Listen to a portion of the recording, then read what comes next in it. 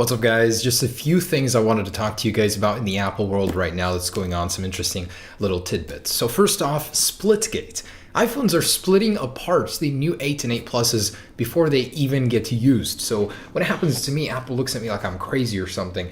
But apparently some people are getting phones that's in the box have split apart. The battery is expanding. All right, I'm obviously over exaggerating here, but it is a real deal. I told you guys it would happen. It happens every year. There's always a new gate issue, either camera gate, bend gate, antenna gate. This year, split gate is what some commenters are calling it. Anyways, so one person actually received this in Taiwan or Japan, I believe, in the box that is already split apart. Another user, though, she charged her phone and then it happened using the supplied power adapter. So although it's only happened to a few people right now, it may actually be a bigger issue than just that. Much like the Note, only news about that started filtering out slowly and then more and more and more, so we'll have to see. Although right now I don't really see it as anything crazy. It's within the normal parameters for lithium battery failure. I mean, there's a 1 in a million chance, I believe, that one can fail, so this isn't too unusual. And the glowing Apple logo mod for the iPhone 8 Plus, we are already working on it with Trung. So he actually sent me some videos over from a little demo that he was doing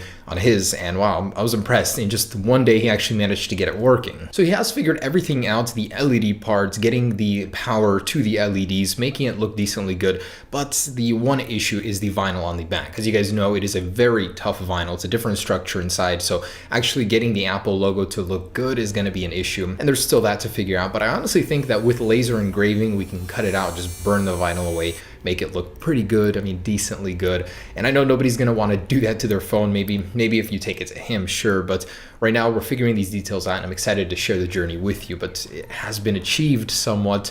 Just doesn't look too good, too professional yet. We'll figure that out. Honestly, the reason I love this mod so much is just because of how good it looks. People ask me, is that a special edition iPhone? I mean, people don't know that this isn't OEM. It looks so good, so near OEM. High quality LEDs. So to see it done well on an iPhone 8 Plus with the glass back, I think that'll be a really great combo, and eventually using this practice in the iPhone 10. So I'll be keeping you guys updated on that. It's just a project I'm very passionate about. I'm very happy to see come to life. Oh, and just a little disclaimer, this is Trung, the guy that made the one on the iPhone 7 and 7 Plus possible. I'm not actually physically doing this. I do not have the expertise. I'm not that good. This guy used to work for Samsung Semiconductors, I believe, a little micro soldering. So this guy knows his stuff, and he's gonna make this happen. So what are your guys' thoughts on the iPhone 8 and 8 Plus? It seems like the excitement, the hype for it is just not there. Everyone's looking over its shoulder at the iPhone 10 coming in just a month here. In fact, this reflects in China, where a lot of the crowd control barriers were removed, where apparently there are huge lines every year at Apple stores and new releases, and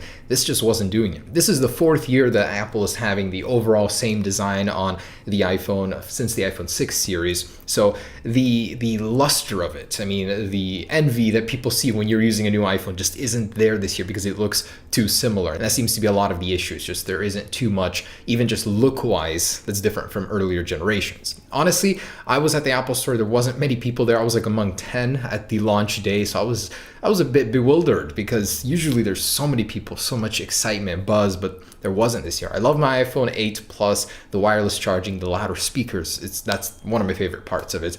But other than that, I guess it doesn't have the magic that the iPhone 10 does. And a piece of news that really interested me that I learned about, Apple is looking at making their very own processors for Macs in collaboration with ARM, so ARM-based processors. Much like they've developed their own processors for their phones and are just kicking ass at it, they want to do the same for the Macs. Now, honestly, things have been stagnating. Intel just hasn't been making the progress they used to. Moore's Law doesn't apply to the same effect anymore. So Apple wants to mix things up, much like they did when switching to PowerPC, as it had more advantages over Intel in the mid-2000s. So I think this is going to be an awesome shift if Apple actually does it. I mean, look at the iPhone 8 Plus. This thing's almost double the scores of the competitors. That's just insane. And to do the same thing to their computers, I think that would be a very dramatic shift. So I hope they do that. They're also looking at making their very own modems for the iPhones as well. Currently, there are splits between Qualcomm and Intel. They're using both of their modems, and there's some legal issues in there. There's a lot of stuff. Apple just wants to kill its reliance on competitors competitors and make their very own supply of modems, processors. Now they're doing GPUs as well. It's just awesome. It's great for Apple to have control of that because they can make it stronger,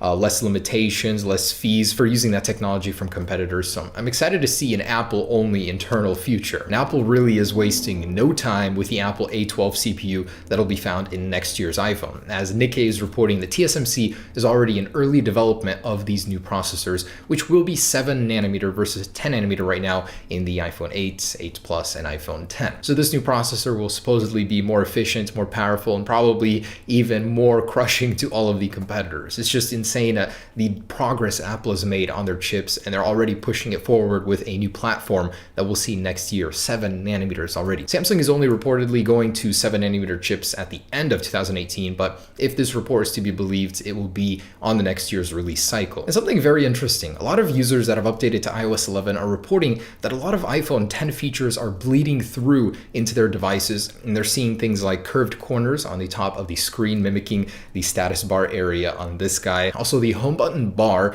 that's on the bottom of the page is showing up in various situations in iOS 11 for not just one user, but many users are reporting this. I don't know how this is happening. I mean, they're using two completely different versions of iOS 11, but Apple is somehow bleeding that through into these. And another user from iOS beta has shown us this. He's actually experiencing a weird bug where in full screen video, he can expand that and supposedly push it further beyond the sensor bar, that icon little animation there. I haven't seen it anywhere else. So he's having an iPhone 10 display bug on a different iPhone. Very interesting. Oh, and the iPhone 10 has already been seen in the wild being tested. This is probably by an Apple employee and insider very close to the development of it, either software or hardware. Usually employees get an early look, early test of these devices, including HomePods, which are being tested in employee houses right now. So this is not unusual, but it's kind of cool to see one of these out in the wild already. All right, guys, just a little update for you of what's going on. I'll have more videos for you soon.